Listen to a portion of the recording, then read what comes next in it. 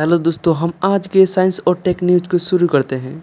News है, Finland की Alto university ने क्यूबिट्स कोरेंस टाइम में रिकॉर्ड बनाया है और लगभग 2 गुना। ये कितनी बड़ी चीज है। मतलब क्यूबिट कितनी देर अपनी क्वांटम स्टेट में रह सकता है। ये जो मिली सेकेंड लेवल का सुधार हुआ है, ये इतना अहम क्यों है? क्योंकि लंबे कोरेंस टाइम मतलब ज्यादा स्थिर, ज्यादा पावरफुल क्वांटम कंप्यूटर। इससे वो मुश्किल प्रॉब्लम सॉल्व हो सकते हैं जो आज के कंप्यूटर नहीं कर सकते, जैसा कि नई दवाइयाँ खोजना या मटेरियल साइंस में कुछ बड़ा करना। मतलब हम प्रैक्टिकल क्वांटम कंप्यूटर के और करीब आ रहे हैं कि अभी तक कोई प्रैक्टिकल क्वांटम कंप्यूटर के करीब आया है या नहीं। हाँ, आया है। वो कनाडा का स्टार्टअप सुपरक्यू ये डी-वेव क्वांटम प्रोसेसर यूज करता है, जो कि ऑप्टिमाइजेशन के लिए जाना जाता है। तो इन्होंने फॉर्म रोबोट्स के रूट्स को ऑप्टिमाइज किया और शायद ये पहला कमर्शियल रेवेन्यू वाला क्वांटम प्रोजेक्ट है। मतलब अब इससे पैसा भी बन रहा है और अब क्वांटम कंप्यूटर के फील्ड में मिलियन बिलियन डॉलर्स की फंडिंग हो रही है,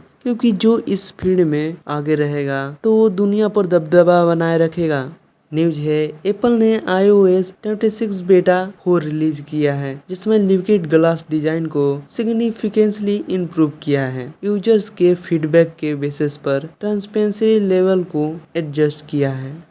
न्यूज है, नासा इसरो का ज्वाइंट नासर सैटेलाइट मिशन जुलाई के अंत में लॉन्च करने के लिए शेड्यूल्ड है। यह 1.3 बिलियन डॉलर्स का कोलैबोरेशन अर्थ ऑब्जर्वेशन के लिए है और ये revolutionary synthetic aperture radar technology use करेगा। मतलब कि ये क्लाइमेट चेंज से हो रहे प्रभावों को मेजर करेगा। न्यूज है, बिटकॉइन ने $1,23,000 का नया रिकॉर्ड अचीव किया है। इसका मार्केट अब 4 ट्रिलियन के करीब पहुंच चुका है, मतलब कि इंडिया की जीडीपी के करीब। ये बहुत बड़ा अमाउंट होता है और इथोरियम बिटकॉइन दोनों एक दूसरे के कंपटीशन में हैं और ये क्रिप्टो का मार्केट जितना बड़ा होगा, उसमें देखने वाली बात होगी कि इथोरियम और बिटकॉइन में कौन सक्सेसफुल करेंसी निकलता है। अगले न्यूज है, AMD वर्सेस एनवीडिया। न्यूज है, AMD का MI300X और MI350 सीरीज चिप्स एनवीडिया के डोमिनेंस को चैलेंज कर रही है और ये अब कंपटीशन में आ रही है। 2025 में इसका $5 बिलियन AI रेवेन्यू टारगेट है। मेटा, माइक्रोसॉफ्ट और ओपेनएआई ने AMD GPUs के ऑर्डर्स कंफर्म किए हैं। एनवीडिया अभी भी 90% मार्केट शेयर करता है। एनवीडिया इस फील्ड में बहुत आगे है, लेकिन क्या AMD एनवीडिया के इस डोमिनेंस को टक्कर दे पाएगी?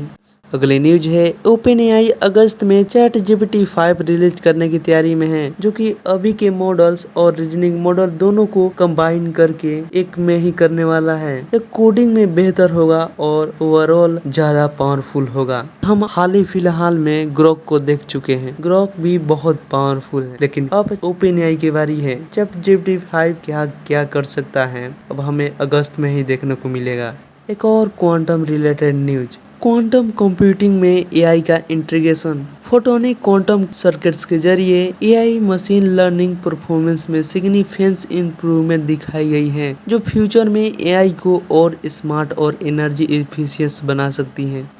अगली न्यूज है, साइंटिस्ट ने LAHB नाम का इको फ्रेंडली प्लास्टिक डेवलप किया है, जो डीप ओशियन में भी बायोडिग्रेडेबल हो सकता है। यह रियल वर्ल्ड टेस्टिंग में 13 मंथ्स में 18% मास लॉस कर देता है। अगली न्यूज है, न्यूक्लियर एनर्जी और एआई का पार्टनरशिप। हमने हाल ही फिलहाल में एआई और क्वांटम का इंटीग्रेशन देखा, अब हम न्यूक्लियर और एआई का पार्टनरशिप देख रहे हैं। एआई की ग्रोइंग एनर्जी डोमिनेंस बड़ी टेक कंपनीज को न्यूक्लियर एनर्जी प्रोवाइडर के साथ पार्टनरशिप करने पर फोर्स कर रही है। माइक्रोसॉफ्ट और Google long term power solution के लिए न्यूक्लियर की तरफ मूव कर रहे हैं। एआई रिवॉल्यूशन जारी है। ChatGPT 5, Meta super intelligent lab और क्वांटम एआई इंटीग्रेशन से क्लियर है कि आर्टिफिशियल इंटेलिजेंस अगले लेवल पर जा रहा है। आज की ये डेवलपमेंट्स क्लियर करती हैं कि टेक्नोलॉजी की वर्ल्ड में रैपिड चेंज हो रही है और जो कंपनीज और कंट्रीज इन चेंजेस को एडॉप्ट करेंगे, वही फ्यूचर में सक्सेसफुल होंगे। एआई से लेकर स्पेस टेक तक, बायोटेक से लेकर क्रिप्टो तक, हर फील्ड में इनोवेशन और डिसरप्शन नजर आ रहा है। तो आज के इस वीडियो में यहीं तक। ये वीडियो पसंद आया हो तो इस वीडियो को लाइक करें, चैनल को सब्सक्राइब करें। मिलते हैं हम अगले वीडियो में।